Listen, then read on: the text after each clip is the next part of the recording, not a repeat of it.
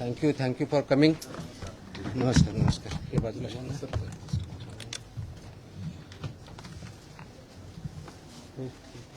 आपल्या फोडला बोलला तुम्ही बसा. थोडं पाठीमाग घेऊ का? थोडं पाठीमाग सरू का?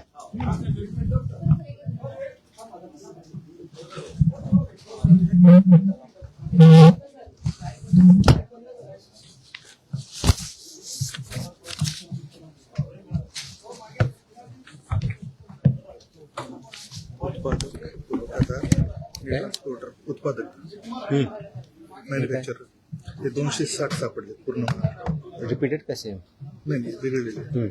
हे पुरवठादार 248 आणि ट्रान्सपोर्टर 190, टोटल 700. कधीपर्यंतचे? हे 10 वर्षातले गेले. आणि रिपीटवाले वेगळे? रिपीट येणार हे डिव्हिजन वाईज आहे. डिव्हिजन वाईज टेबल नाही झालं सर पूर्ण, पण हे कॅल्क्युलेट करून घेतलं. ठीक. करूया चालू.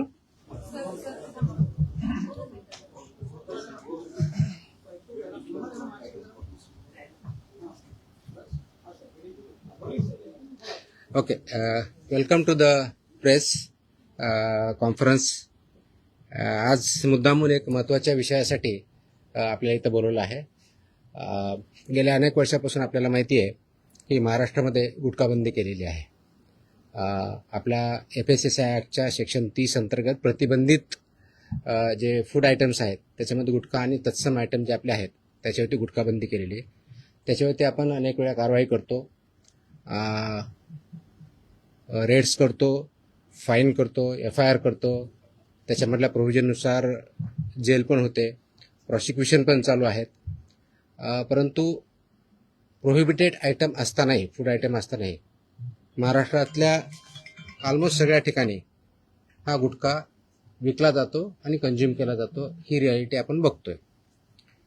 मग याच्यावरती पर्याय काय?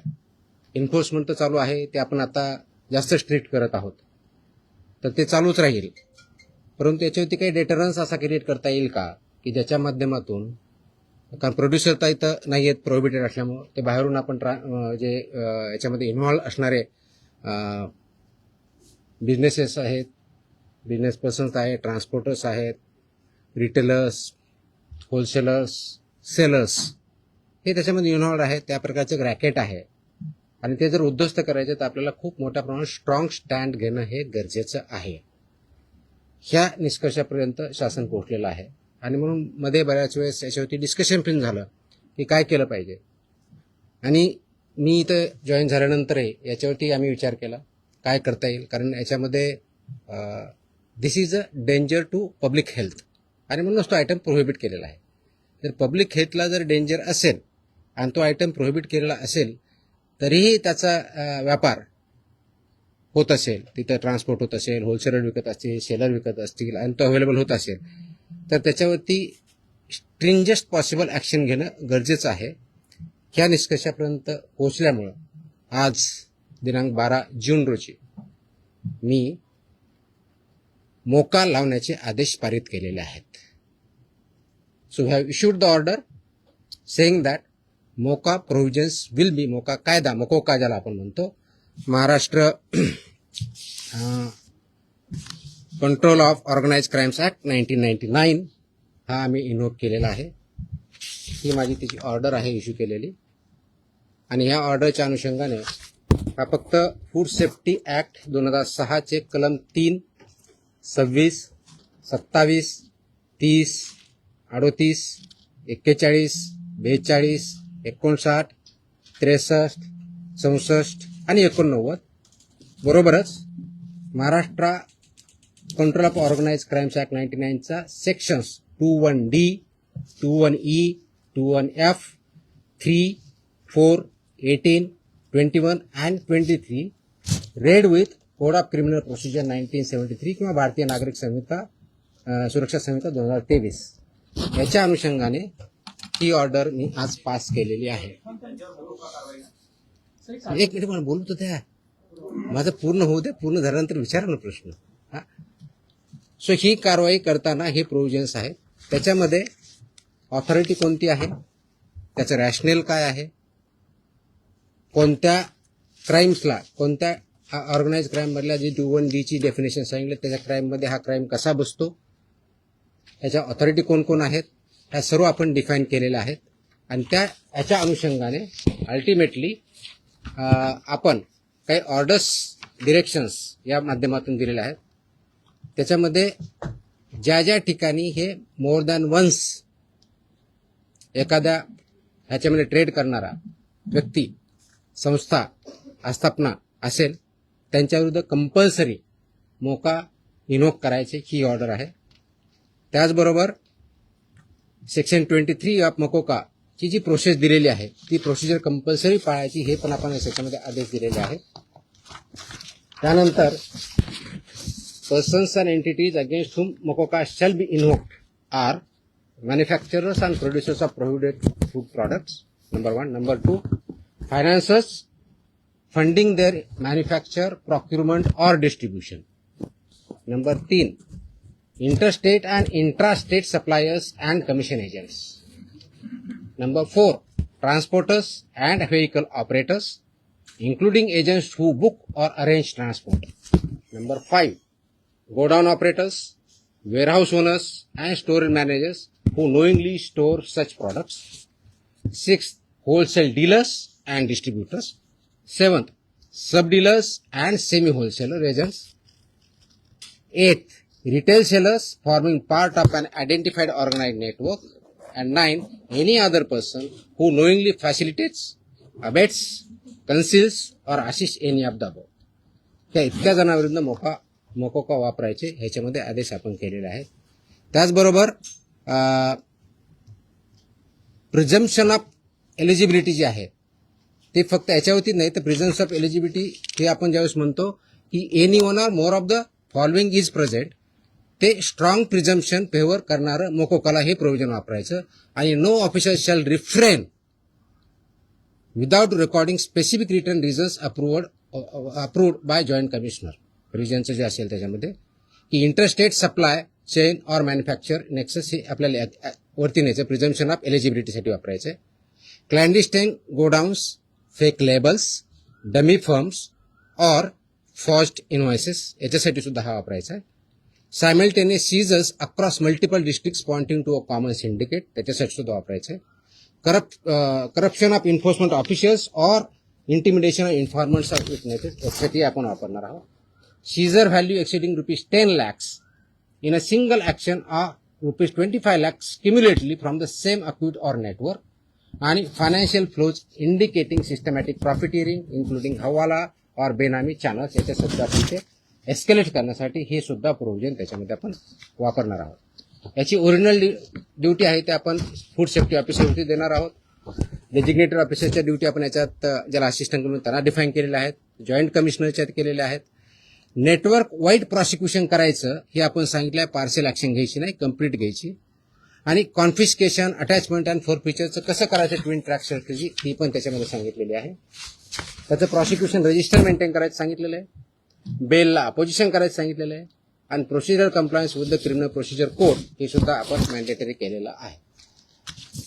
याचा सर्वांचा ऑब्जेक्टिव्ह जो आहे बेसिकली आपण मोका का वापरतोय, कारण हा स्ट्रिंजंट लॉ आहे, आय अंडरस्टँड, आणि त्याचं म्हणूनच खूप थॉट करून, विचार करून याच्यावरती कायद्याचे जे कलम आहेत, सेक्शन्स आहेत त्याचा अभ्यास करून this order is basically done to prosecute in the interest of food safety in violation but as an organized crime against public health. हा क्राईम पब्लिक हेल्थच्या अगेन्स्ट आहे. आणि आर्टिकल 47 ऑफ द कॉन्स्टिट्यूशन जे आहे ते स्टेटला मॅन्डेट करतं. That is where my order begins with. आणि तुम्हाला copy me देईलच, press note बरोबर ही कॉपी पण असेल, so that you can go through that order. It says the Article 47 of the Constitution of India cast upon a state primary duty to improve public health and in particular to bring about prohibition of consumption of substances injurious to health. हे already आपण prohibit केलेलं आहे, त्याचं implementation व्हावं, public health improve व्हावं आणि public health जी endanger होते ते कंट्रोल करता यावं या दृष्टिकोनातून मकोका कायद्याचे प्रोव्हिजन हे प्रोहिबिटेड आयटम जे 32 म्हणजे फसाई ऍक्टच्या सेक्शन 32 अंतर्गत जे आपण प्रोहिबिट केलेले आयटम आहेत त्यांच्यावरती आजपासून म्हणजे अगोदरच लागू करू शकलो असतं, पण आज आपण ती ऑर्डर काढलेली आहे and it will B implemented completely across the state of Maharashtra. Sir, जो कायदा केंद्राचा फळवाट शोधली जाते दुकानामध्ये पान मसाल्याच्या पुड्या आणि सुकी पुडी जे ते मिक्स केल्यानंतर गुटख्यासारखा पदार्थ तयार होतो. अशा पद्धतीने चालकीला कसं रोखलं जाणार, कारण तो स्पेसिफिकली गुटखा या टायटल खाली विकला जातो. त्याच्यामध्ये मिसलिडिंग ॲडव्हर्टाइजमेंट ऍक्ट आहे. तुम्हाला काही दिवसापूर्वी कारवाई केलेली बघितली. फसाईमध्ये सुद्धा मिसलीड करणं, लेबलमध्ये चुकीची माहिती देणं, इन्ग्रेडियंट चुकीचे असताना वेगळा क्लेम करणं हा सुद्धा गुन्हा आहे. त्यानुसार आपण कारवाई करतो त्याच्यावरती. तर ही जी चालाकी केली जाते, दिस इज मिसलिडिंग. तर मिसलिडिंगला कायदा आहे. दुसरं मिश्रण जे असतं जे पान मसाला त्याला सुद्धा याच्या अंडर घेतलं जातं ते तंबाखू मिश्रण. मी तेच सांगतोय की आपल्याला कोणताही एखादी ज्यावेळेस प्रॉडक्ट असतो त्याच्यावरती लेबल कोणतं असावं, ते कोणत्या स्टँडर्डचं असावं, त्याच्यामध्ये कोणते कोणते इन्ग्रेडियंट असावे, त्याची काय व्हॅल्यू आहेत वेगवेगळ्या, त्या दिले, त्याचे रेग्युलेशन्स आहेत. फसाईमध्ये रेग्युलेशन्स दिलेले आहेत, व्हेरी क्लिअरली दिलेले आहेत. त्याचबरोबर ॲडव्हर्टायझिंग आणि मार्केटिंगचे सुद्धा रेग्युलेशन्स क्लिअरली आहेत. त्याचं व्हायोलेशन जिथं जिथं होतं त्या प्रोव्हिजनचा वापर आम्ही तिथं करणार आहोत. सर, याची जेव्हा कारवाई केली जाते तेव्हा लोकल पोलिसांची भूमिका खूप महत्वाची असते. स्पेशली बीट मार्शल आणि यांचा जो व्हिजिलन्स असतो तो अनेक वेळा नेक्सस तिकडे दिसून येतो अनेक पानटपऱ्यांवरती. ते कसं ब्रेक केलं जाणार, का आपल्याकडनं कडक कारवाईची तरतूद सगळ्यांकडून. त्याच्यामुळे तुम्ही जर आता मी वाचलं व्यवस्थित ऐकलं असतं तर त्याच्यामुळे तुमच्याकडनं प्रतिक्रिया त्याच्यावरती अपेक्षित. पोलीस आणि नेक्सस झाले it's not about police or FDA किंवा food safety officers. It is the holistic. याच्यामध्ये कंझ्युम करणारा आहे तेवढा जबाबदार आहे, विकणारा आहे तेवढा जबाबदार आहे, इन्फोर्स न करणारा आहे तेवढा जबाबदार आहे. जो कोणी जबाबदार असेल आपण त्याच्यावरती कारवाई करणार आहोत आणि स्ट्रिक्ट करतोय. तुम्ही गेल्या काही दिवसामध्ये बघितलं असेल, हा ज्यावेळेस प्रोहिबिट केला त्यावेळेसचा उद्देश हाच होता की it's a danger to public health. आणि ते जर टाळायचं असेल, कारण याच्यामधून काय काय आजार होतात हे मी वेगळं सांगण्याची गरज नाही. It's documented, it's in the public domain. ते करण्यासाठी आपल्याला स्ट्रिंजंट ऍक्टचे प्रोव्हिजन आपण आज का इन्व्होक करतोय, कारण जेवढ्या इफेक्टिव्हली आपल्याला करायचं होतं तेवढं होऊ शकलं ना. हा डेटाच्या आधारे तुम्हाला मी डेटा सांगतो, म्हणजे जस्ट फॉर इन्फॉर्मेशन आपल्याला हा एक असेल की आतापर्यंत गेल्या 10 वर्षात ऑलमोस्ट आपण FIR किती केलेले आहेत महाराष्ट्रामध्ये. 32चा FSSAचा जो सेक्शन प्रोहिबिट केलेला आहे याच्यावरती. जे मॅन्युफॅक्चरर्स आहेत त्यांच्या विरुद्ध 260 मॅन्युफॅक्चरर्स FIR आहेत आपले. जे पुरवठादार आहेत सप्लायर्स ते 248 आहेत आणि पर्सन्स जे आहेत ते असे 190, असे 703 ट्रान्सपोर्ट कोणते हे ट्रान्सपोर्ट सॉरी ट्रान्सपोर्टर, म्हणजे उत्पादक 260, सप्लायर्स 248 आणि ट्रान्सपोर्टर्स 190, असे 703 FIR आहेत. सो FIR काय कमी केलेत अशातला भाग नाही. त्यांचं प्रॉसिक्युशन, त्यांची पुढची प्रोसेस आपण करतोय. पण आपल्याला अजूनही त्याच्यामध्ये कम्प्लीट याच्यामधून खरोखरच हद्दपात करण्याच्या दृष्टीने, कारण याच्यातून झाला नाही तर पुढची स्टेप आपण घेतोय आणि ती आज आपण घेतलेली आहे. Yes please. पदभार स्वीकारला एक मिनिट. गुटखा हा 2 नंबर धंदा आणि याच्यामध्ये खूप मोठं अर्थकारण आहे आणि ज्याच्यामध्ये पोलीस प्रशासन सुद्धा मोठ्या प्रमाणात, खास करून बॉर्डरवरचे जे जिल्हे आहेत किंवा बॉर्डरवरचे जे पोलीस स्टेशन आहेत तर तिथून मोठ्या प्रमाणात गुटखा सप्लाय होतो. आता मी ज्या भागात धाराशिव जिल्ह्यामध्ये पोलीस स्टेशनच्या मोठ्या प्रमाणात पोलीस प्रशासन काही गाड्या पकडतं, काही गाड्या सोडतं, असे पण आपण मी जे सांगितलंय की दोज हु आर रिस्पॉन्सिबल त्यांच्यावरती आपण कारवाई करणार. कुणी असू द्या, म्हणजे माझे अधिकारी होऊ शकतात, इन्व्हॉल्व जर असतील तर दुसरे कुणी असू शकतात. त्याच्यामध्ये एड्स, अबेट हे शब्दप्रयोग आपण जे केलेले आहेत त्याच्यामध्ये त्यांचं इन्व्हॉल्वमेंट जर सिद्ध झालं तर आपण त्यांच्यावरती कारवाई फक्त पुरवठादार नाही. FIR आतापर्यंत झालेले आहे, पण ते प्रूव्ह करण्यासाठी, you are not getting my point, ते प्रूव्ह करण्यासाठी लेट मी आन्सर दॅट. ते प्रूव्ह करण्यासाठी आपल्याला ते डॉक्युमेंटरी एव्हिडन्स लागतील, आपल्याला एव्हिडन्सेस लागतील. असे आपल्याकडे सापडले तर डेफिनेटली आपण कारवाई करू. Let me complete. याच्यामध्ये आमचे काही अधिकारी इन्व्हॉल्व आहेत असं खूप अलिगेशन होतात, कंप्लेन येतात, आम्ही त्या व्हेरीफाय करतो. पुढच्या काही दिवसामध्ये असे काही अधिकाऱ्यांचं इन्व्हॉल्वमेंट आहे किंवा नाही याच्याबद्दलचे इन्व्हेस्टिगेशन आमच्याकडे सध्या चालू आहेत. त्याच्यातून जे रिझल्ट येतील ते आपल्यापर्यंत येतीलच. सर, आपण पदभार स्वीकारल्यापासून अनेक कारवाई केलेल्या आहेत. आतापर्यंत जेवढ्या कारवाई झाल्या साधारणपणे किती कारवाई झाल्या, किती तो डेटा मी प्रेसमध्ये दिलेला आहे ना. नाही, मी डेटा मी प्रेसमध्ये दिलेला आहे. टीव्हीला त्या बाईट स्वरूपात नाही, माझ्या टोटल आता काही कारवाई केल्या खूप केल्यात. दररोज मी प्रेस देतोय. आणि किती आहे गुन्हे दाखल झाले. देतो. Yes please. प्रोहिबिटेडची एका वेळेस एक minute. I answer every question. Let me I come to. हां,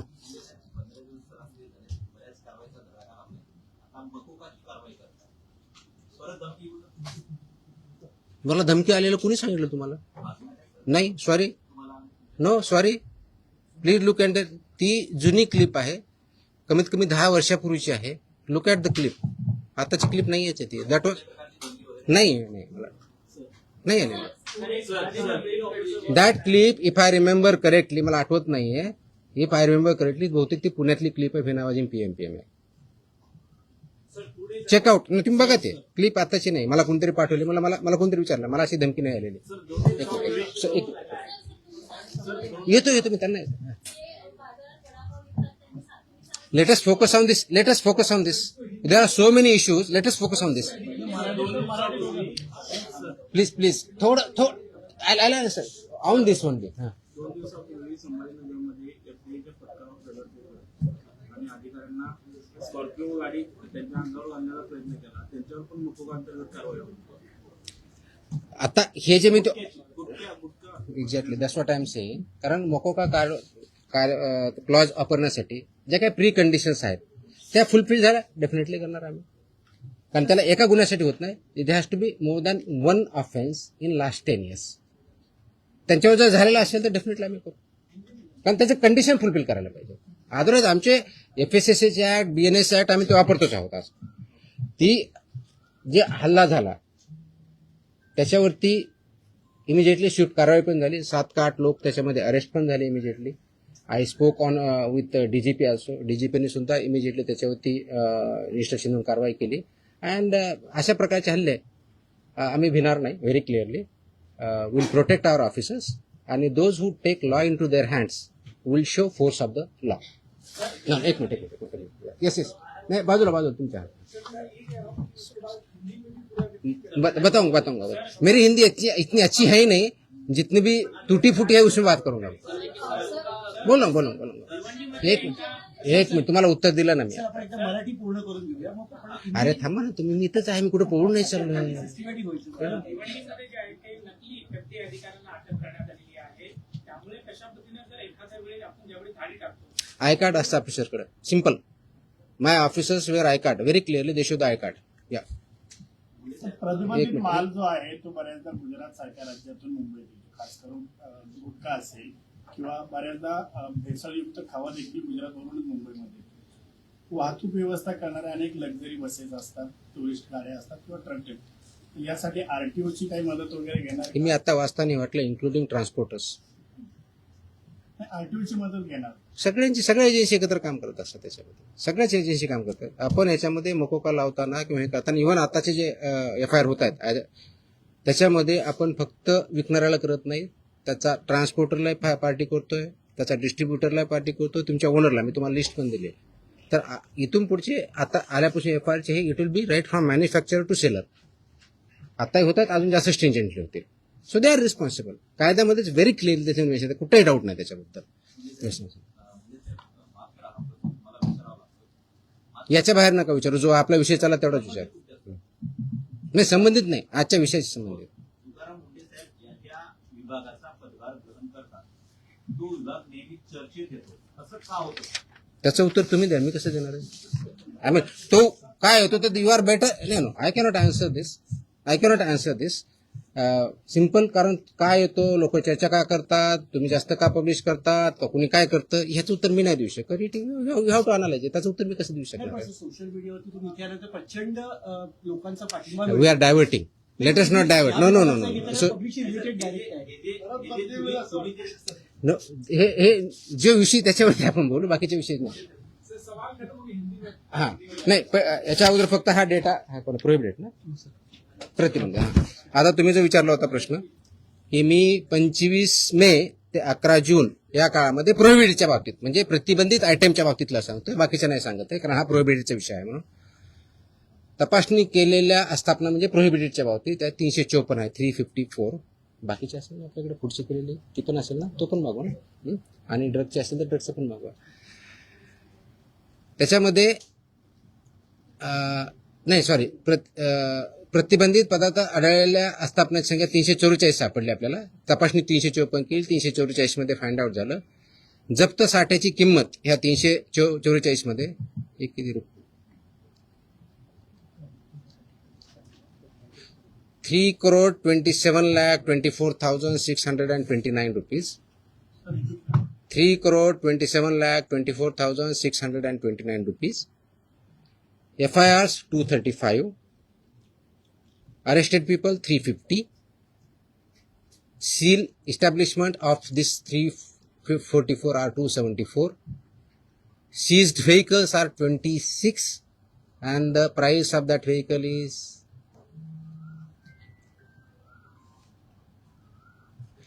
13,39,500. Sorry, 1,33,95,000. So this is about 25 मे ते 11 जून प्रोहिबिटेड आयटमच्या बाबतीत जी मोकोका आपण लावला त्याच्या बाबतीतची माहिती आहे. आणि किती जप्त? 26. त्याची कॉपी पाहिजे कॉपी द्या सर्वांना. Okay okay. So I am giving you the press note detail in Marathi and I'm attaching the order also, so you are aware of this. Order is in English. ते आम्ही मराठीमध्ये आम्ही पाठवतो आमच्या ऑफिसला. पण बिग एक्झॉस्टिव्ह ऑर्डर आहे. जवळजवळ किती पानाची आहे? 8 पानाची ऑर्डर आहे. कारण याच्यामध्ये रॅशन डिस्ट्रीब्यूट सगळं आहे. So will get this one press note plus this one. हिंदीमध्ये माझी हिंदी चांगली नाही होत एवढी यार. मैं इतना बुरा लगूंगा उसमें.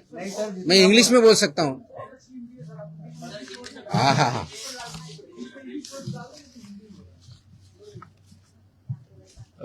आप सब जानते हैं कि महाराष्ट्र में FSI एक्ट के तहत सेक्शन 30 के अंदर प्रोहिबिटेड आइटम्स है.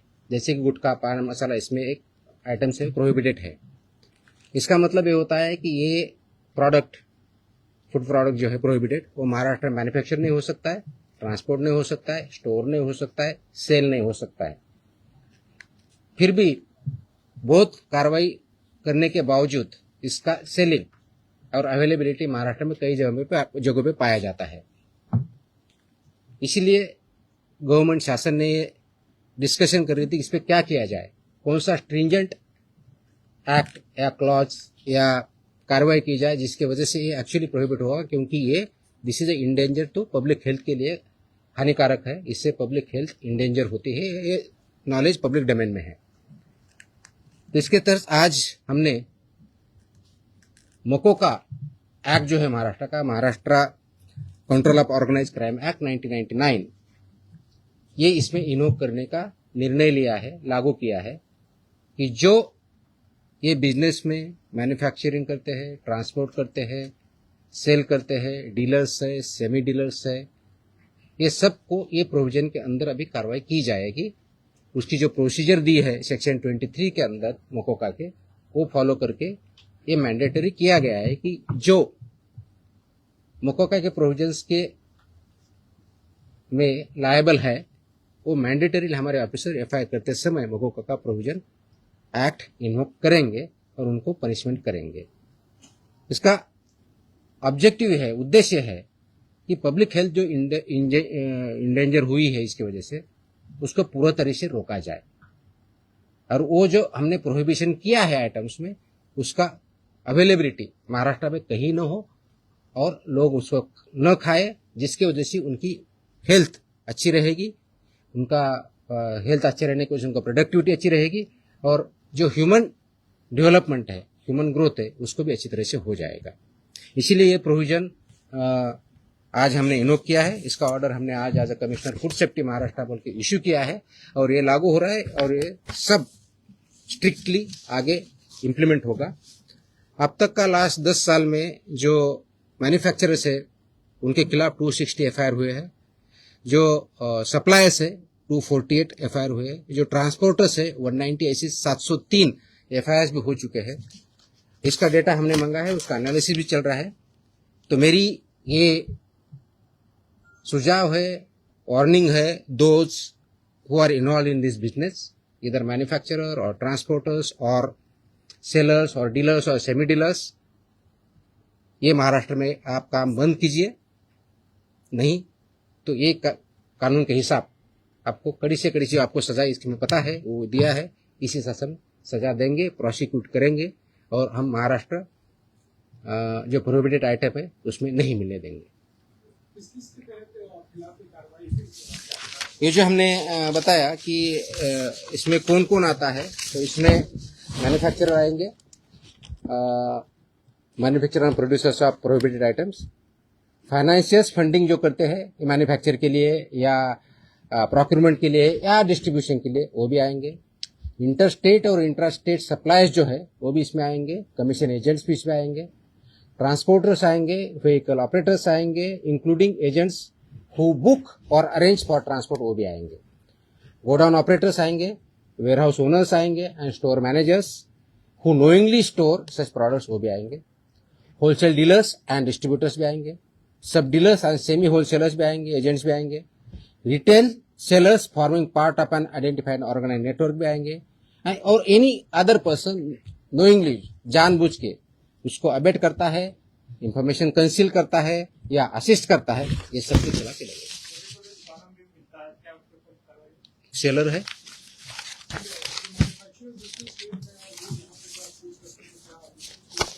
so it's a part of syndicate. Syndicate K definition में सब कुछ आया है. Organized crime. That's why it is an act. That's why this is become an organized crime, and they are working as a syndicate. That's why we are invoking these provisions. They are supporting. They are supporting. Sir, आम आदमी के लिए मकोगा लगने के बाद कितना मुश्किल हो जाएगा जो शख्स इसमें- आम आदमी को क्यों मुश्किल होगा? नहीं, आम आदमी को जानने के लिए जो भी इस आम आदमी बिजनेस में नहीं है ना. जो भी इस बिजनेस में है अगर वो पकड़ा जाएगा और मकोगा लगेगा, क्या क्या स्टूडेंट जो धारा है ये तो आप मौका में क्लियरली है ना, लाइफ इम्प्रिजनमेंट प्रोविजन आहे ना. किती सजा आहे त्याची? किती वर्ष ते काढा जरा प्रोविजन. ऑफकोर्स दे प्रोसिक्यूट होंगे, कोर्ट में केस चलेगा. हाँ, ऑफकोर्स सबको बेल अपोज कर हमने बता ही दिया ना कितना. वो अगर बताएंगे सर तो थोड़ा सा डर नहीं वो तो फुटे which may extend up to 10 years imprisonment, shall also be liable to fine, such property shall also be liable to be attached and forfeiture. और रिपीट है तो उसका फिर और बताए, यहाँ इम्प्रिजनमेंट, प्रॉपर्टी भी सीज होगी. नाही हे विषय संपवल्यानंतर आपण दुसरा आता. ठीक आहे, तुमचे प्रश्न संपत नसतात कधी, मला माहिती आहे. आय थिंक झालं ना आता हिंदीमध्ये. हा, येतो एक विषय संपला, आता हा विषय संपवत आपण. माझी अशी अपेक्षा आहे आपल्याकडून, प्लीज याला चांगली पब्लिसिटी द्या. This is in the interest of state of Maharashtra. It's very very crucial, very very crucial. Many people have fallen prey to this. So we need to save our people. We need to work. That's a public health hazard, and we have to eliminate it. Absolutely clear. So इसीलिए मुझे ये publicity जितनी ज़्यादा दे सकते हो वो दे दो. That is my request. Dairy ओनर्सची आणि मॅन्युफॅक्चर म्हणजे मिल्क अँड मिल्क प्रॉडक्ट्स याच्यामध्ये आज मीटिंग मी सगळ्यांची बोलवली होती. उद्देश हा होता की डेअरी सेक्टरमध्ये जे फसाईचे रेग्युलेशन्स आहेत, स्टँडर्ड्स आहेत, म्हणजे सगळ्या सेक्टरमध्ये आहेत, त्याच्यामध्ये डेअरीचे पर्टिक्युलरली बोलवली होती. कारण तो खूप मोठा इश्यू आहे, अनेक वर्षापासून आहे. अत्यंत चांगले लोक काम करणारे त्याच्यात आहेत आणि काही त्याच्यामध्ये चुकीचं काम करणारे पण आहेत. आणि म्हणून FDA म्हणून आम्ही काय कारवाई करणार as a regulator. FDA is a regulator आणि फूडच्या बाबतीत म्हणलं फूड कमिशनर स्टेट म्हणून आम्ही रेग्युलेट करतो जे फसाईचे नॉर्म्स आहेत. कारण फसाई ॲक्ट हा 2006ला आला, त्याचे रूल्स 2011ला झाले आणि 2011 पासून आतापर्यंत वेगवेगळे रेग्युलेशन किंवा स्टँडर्ड्स फसाईने डिक्लेअर केलेले आहेत. ते मॅन्डेटरी आहे सर्वांवरती. जे जे फूड बिझनेसेसमध्ये आहे, ज्याला आपण FBO म्हणतो, फूड बिझनेस ऑपरेटर, ते रजिस्टर्ड असणं हा भाग वेगळा आहे. पण त्यांनी कोणत्या कोणत्या प्रकारचे स्टँडर्ड्स जे जे प्रॉडक्ट आहेत त्याला वापरायचे, त्याप्रमाणे प्रॉडक्ट तयार करायचे किंवा सेल करायचे, हे त्याच्यामध्ये स्टँडर्ड्स दिलेले आहेत.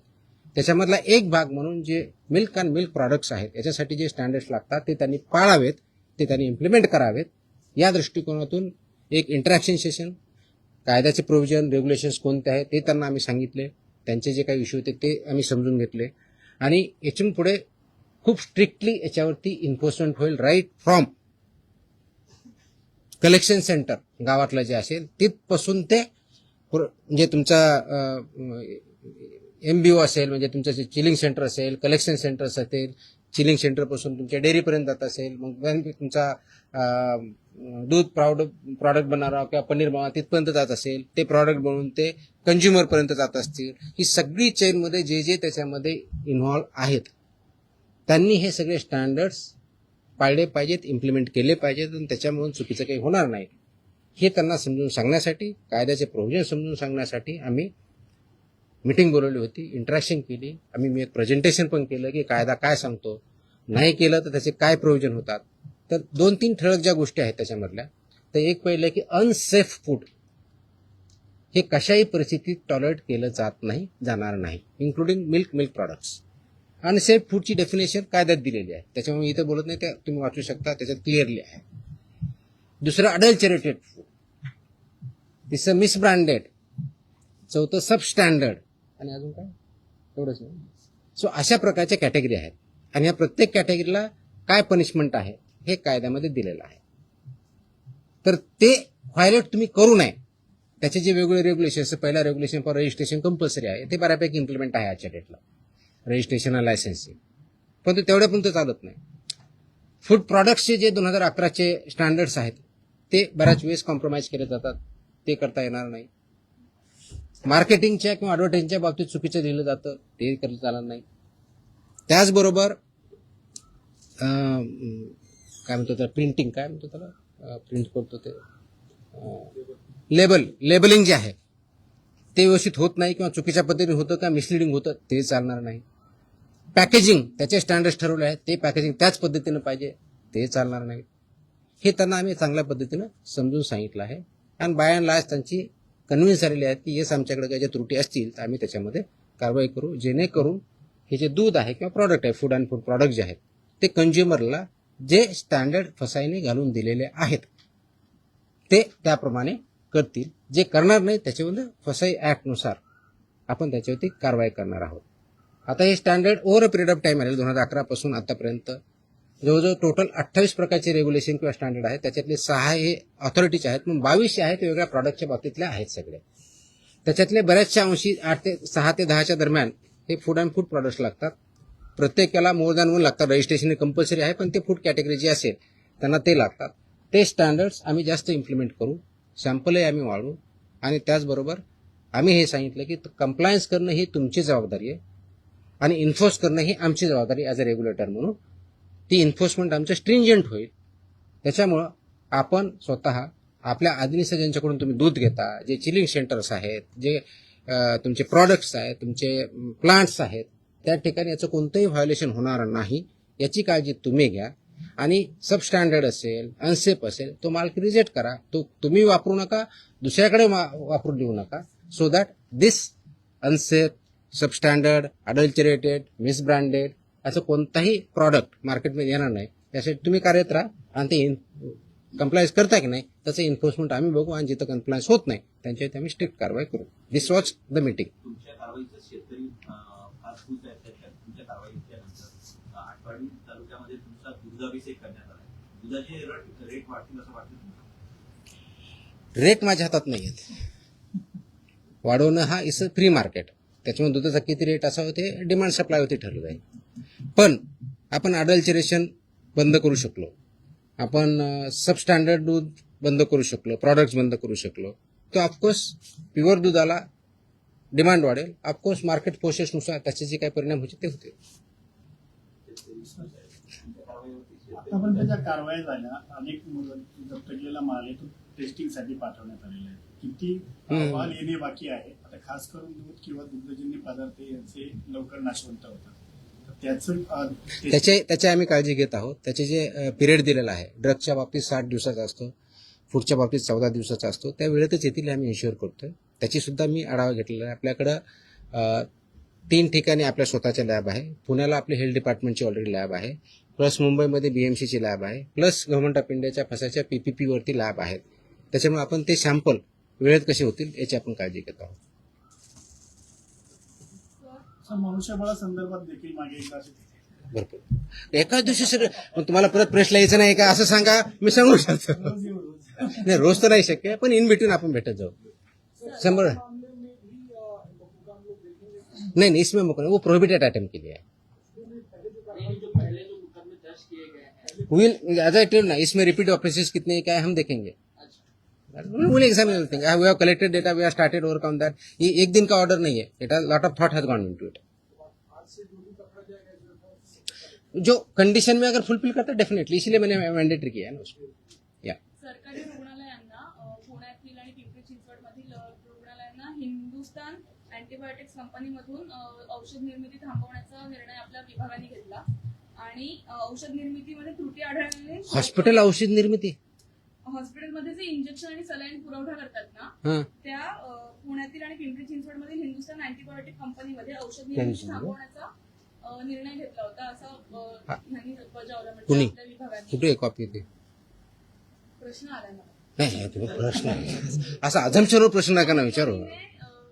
असा अझम्पशनवर प्रश्न नका विचारू. तुमचा काय फॅक्ट्स काय ते सांगा. मग अशा आदेश बाजूला असा प्रश्न आला तर कुणी आदेश बरोबर हे तर पाहिजे माहित पाहिजे. औषध निर्मितीमध्ये त्रुटी आढळल्याने शोकॉज नोटीस बजावण्यात आली. प्लीज थोडंसं तुम्हाला समजून सांगतो. कंटेक्स्ट मध्ये मी त्या स्पेसिफिक केसबद्दल बोलत नाही कारण तुम्ही स्पेसिफिक प्रश्न विचारत नाही. मी तुम्हाला जनरल सांगतो. काय असतं की मार्केटमध्ये जे आपले ड्रग्ज असतात म्हणजे मेडिसिन्स असतात त्यांचं आम्ही चेकिंग करत असतो. चेकिंग करताना परत सबस्टँडर्ड, अडल्चरेटेड आणि याच्यामध्ये ड्रगमध्ये एक कॅटेगरी आहे स्प्युरियस